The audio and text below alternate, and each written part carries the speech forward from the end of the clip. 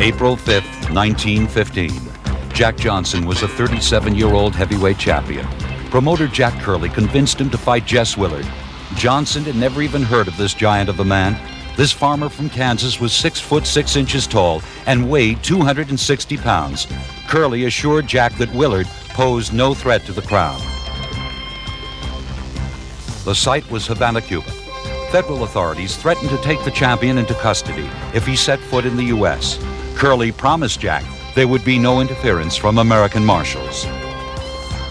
With a cloud of political controversy hanging over the champion's head, Jess Willard seemed even more of an insurmountable opponent. The challenger trained for Johnson as never before. He was ready to go the full 45 rounds. Jack was out of shape. He figured Willard to be yet another great white pretender. Jack Johnson was guaranteed $30,000 and was told by Jack Curley that a possible pardon could be arranged if he agreed to his figure. The champion demanded the money at the weigh-in, but Curley promised its delivery to his wife at ringside. So as the challenger departed for Mariano Racetrack, Jack Johnson pondered his future. He knew he was unable to return to his country, and as an aging champion, he had to anticipate a troublesome battle with Jess Willard. By rail, by car, on foot, a single destination, Oriental Park Racetrack. Though still morning, hundreds of early birds storm the gate for choice seats. Bat Masterson, the real Bat Masterson, once the fastest gun on the frontier, tips his hat for ticket buyers. Camera crews get ready. Umbrellas are already open to guard against the Caribbean sun. Hours before the fight, the protagonists are introduced. Jess Willard looks like an overgrown country boy in his Sunday best. Jack Johnson, a figure of continental elegance.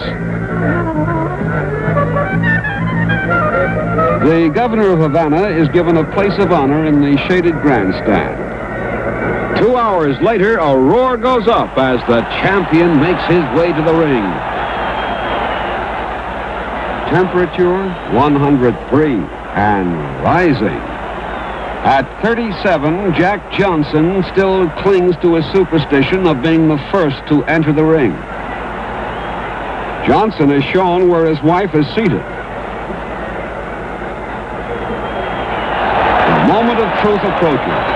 The challenger strides down the aisle. Now Willard enters the ring. Almost an apparition in dark pants, jacket, and hat. The fighters shake hands. On the scale for the weigh-in, Willard looks tough and trim. Johnson, the legendary Jack Johnson, no longer lean, no longer the classic champion of Sydney, Australia, and Reno, Nevada. The ritual of the gloves. First, the challenger.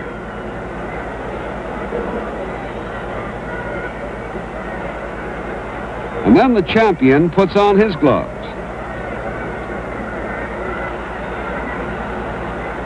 April 5th, 1915. Round one. 45 rounds for the heavyweight championship of the world.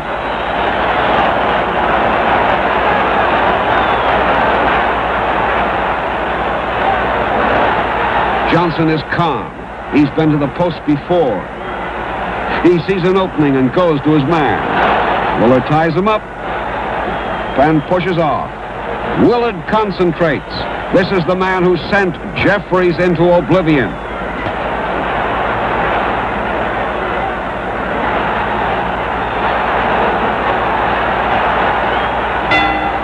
The end of round one.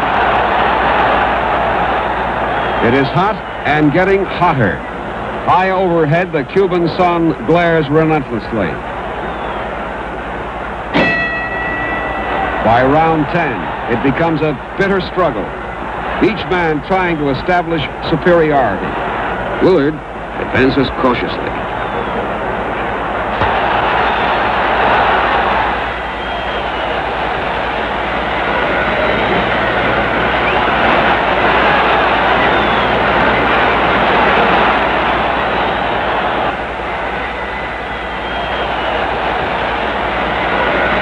Still the showman, Johnson spreads his gloves, but the challenger ignores his cue.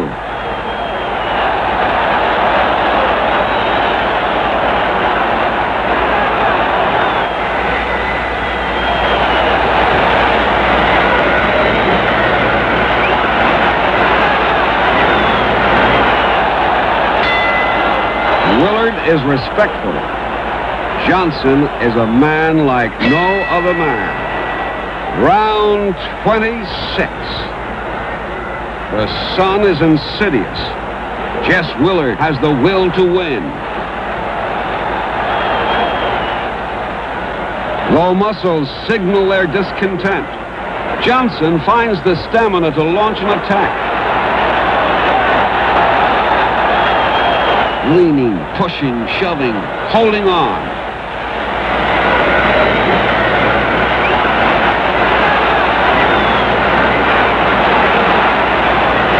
Willard sees Johnson's eyes. They tell him now is the time. Johnson goes down. It's happened. The crowd roars his approval. The impossible had come true. The search for the great white hope was over. Jack Johnson had been dethroned. A riot followed the fight. Delirious fans rejoiced over the new white heavyweight champion. Following the loss, reliable advisors told Jack to head back to Europe, fearing a prison term if he entered the U.S. Then after several weeks, Jack Johnson broke some startling news. He claimed the fight was fixed. A photograph was released of Jack apparently shading his eyes after the knockdown. The ex-champion made an affidavit in which he accused Jack Curley of paying him to lay down between rounds 10 and 20. Johnson asserted that Willard's poor performance carried the fight an extra 6 rounds. As evidence of the fix, Johnson pointed to the fact that his wife left ringside after the 25th round. He said a prearranged signal indicated the next round would be the last. Those in attendance felt Jack's story was a sham. Many experts felt Jack was making these declarations to get himself out of financial trouble. Public sentiment indicated that Jack Johnson had lost his title to the better fighter on that fateful day in 1915. We may never hear the true story. Jack was resigned to a life of exile in England, Spain, and Mexico until July 20th, 1920, when he surrendered to federal authorities in San Diego. On September 13th, Jack Johnson was ordered by Judge George Carpenter to serve 1 year and 1 day in the federal penitentiary in Leavenworth, Kansas. When he was released, he received roaring welcomes in Chicago and New York. But in the 20s, the celebrated ex-champion was resigned to the life of flea circuses and small-time vaudeville. Jack Johnson was nothing more than a showpiece, drifting into poverty. But Jack Johnson was not desperate for self-esteem. He still had the desire to speak and work for his country. Churchgoers, black improvement associations, and even the Ku Klux Klan gathered to listen to the former heavyweight champion. I want to say a few words in regard to boxing here today. I should not be here, but I am here. I want to do something good. And out of doing that something good, something will come good to me. Now then, I am boxing a fellow here, Joe Jeanette, who some 40 years ago, Joe and I used to have some tough scraps. But even so, with all our fights, we have retained our friendship. 1945. Johnson is 67.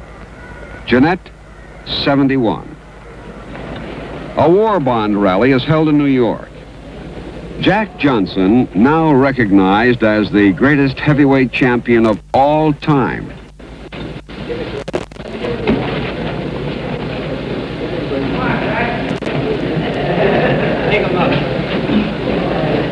Before Johnson was champion, he fought Joe Jeanette 9 times.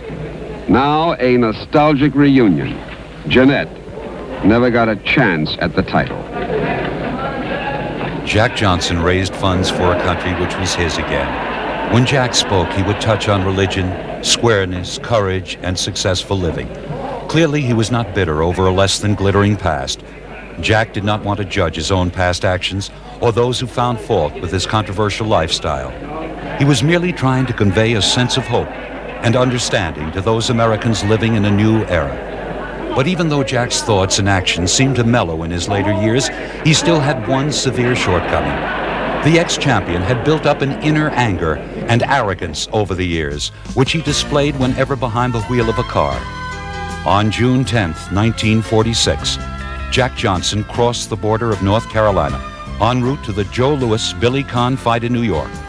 Traveling on US 1, Jack lost control of the car and it went off the shoulder of the road. He turned to avoid an oncoming truck and instead crashed into a power pole. He was rushed to St. Agnes Hospital in Raleigh, North Carolina, where he died from internal injuries 3 hours later. The world had lost the first black man ever to win the heavyweight title. On June 14th, thousands of blacks and whites stood outside the Pilgrim Baptist Church in Chicago, mourning the loss. Inside, the Reverend Junius Caesar Austin Sr. addressed the crowd of 2,500. Jack struck a double blow when he became heavyweight champion. If we hadn't had a Jack, we wouldn't have a Joe Louis now. That statement was probably the best epitaph for a life that was constantly marred by supposed arrogance. Many people denounced and detested him, but for many others, Jack Johnson's career was a source of both pride and inspiration. Maybe he was a victim of the times, but that's the price one must pay when you are the first black man ever to win the heavyweight championship of the world. Jack Johnson, his legend will live forever.